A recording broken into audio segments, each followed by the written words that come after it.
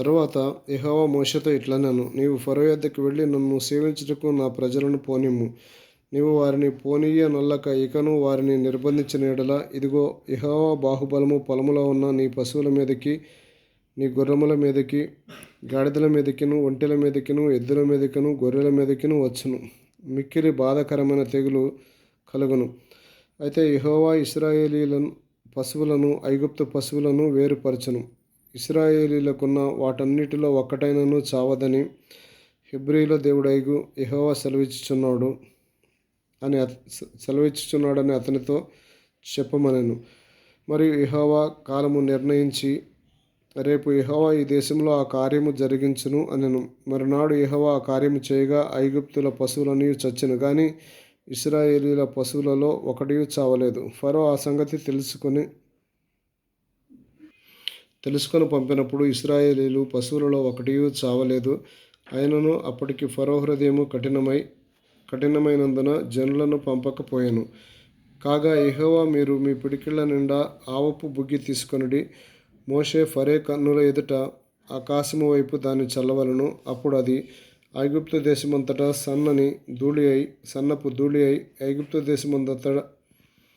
దేశమంతటా మనుష్యుల మీదను జంతువుల మీదను పొక్కు దద్దురులగునని మోషే అహరోనుతో చెప్పెను. కాబట్టి వారు ఆవపు బుగ్గి తీసుకొని ఫరో ఎదుట నిలిచిరి. మోషే ఆకాశపు వైపు దానిని చల్లగానే అది మనుష్యులకును జంతువులకును పొక్కు దద్దురులాయెను. ఆ దద్దురుల వలన శకునగాండ్రు మోషే ఎదుట నిలవలేకపోయిరి. ఆ దద్దురులు శకునగాండ్రుకును ఐగుప్తీయులందరికీను పుట్టెను. అయినను యెహోవా మోషేతో చెప్పినట్లు యెహోవా ఫరో హృదయము కఠినపరచెను. అతడు వారి మాట వినకపోయెను. తరువాత యెహోవా మోషేతో ఇట్లనెను, హెబ్రీల దేవుడైన యెహోవా ఇలాగు సెలవిచ్చుచున్నాడు, నీవు తెల్లవారుగానే లేచిపోయి ఫరో ఎదుట నిలిచి నన్ను సేవించుటకు నా జనులను పోనిమ్ము. సమస్త భూమిలో నా వంటి వారెవరూ లేరని నీవు తెలుసుకొనవలెనని ఈసారి నేను నా తెగుళ్ళనియు నీ హృదయము నొచ్చినంతగా నీ సేవకుల మీదకి నీ ప్రజల మీదకి పంపెదను. భూమి మీద ఉండకుండా నీవు నశించిపోవునట్లు నేను నా చెయ్యి చాపి ఉంటినని నిన్నును నీ జనులను తెగులుతో కొట్టివేసియుందును. నా బలము నీకు చూపినట్లు భూలోకమందంతటా నా నామమును ప్రచురము చేయనట్లు ఇందుకే నేను నిన్ను నియమించితిని. నీవు ఇంకా నా ప్రజలను పోనీయనొల్లక వారి మీద అతిశయపడుచున్నావు. ఇదిగో రేపు ఈ వేళకు నేను మిక్కిలి బాధాకరమైన వడగండ్లను కురిపించెదను. ఐగుప్తు రాజ్యము స్థాపించిన దినము మొదలుకొని ఇదివరకు అందులో అట్టి వడగండ్లు పడలేదు. కాబట్టి నీవు ఇప్పుడు పంపి నీ పశువులను పొలములో నీకు కలిగినది యావత్తు త్వరగా భద్రము చేయుము. ఇంటికి రప్పించబడకు. పొలములో ఉండు ప్రతి మనుషుని మీదను జంతువు మీదను వడగండ్లు కురియను. అప్పుడు అవి చచ్చునని చెప్పుము అనెను. ఫరో సేవకులలో యెహోవా మాటకు భయపడినవాడు తన సేవకులను తన పశువులను ఇండ్లలోనికి త్వరగా రప్పించెను. అయితే యెహోవా మాట లక్ష్యపెట్టనివాడు తన పని వారిని తన పశువులను పొలములలో ఉండనిచ్చెను. యెహోవా, నీ చెయ్యి ఆకాశము వైపు చూపుము.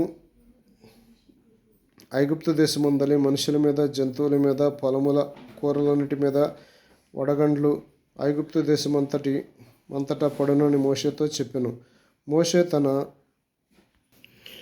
మోషే కర్రను ఆకాశము వైపు ఎత్తినప్పుడు యెహోవా ఉరుములను వడగండ్లను కలగజేయగా పిడుగులు భూమి మీద పడుచుండెను. యెహోవా ఐగుప్తు దేశం మీద వడగండ్లు కురిపించెను.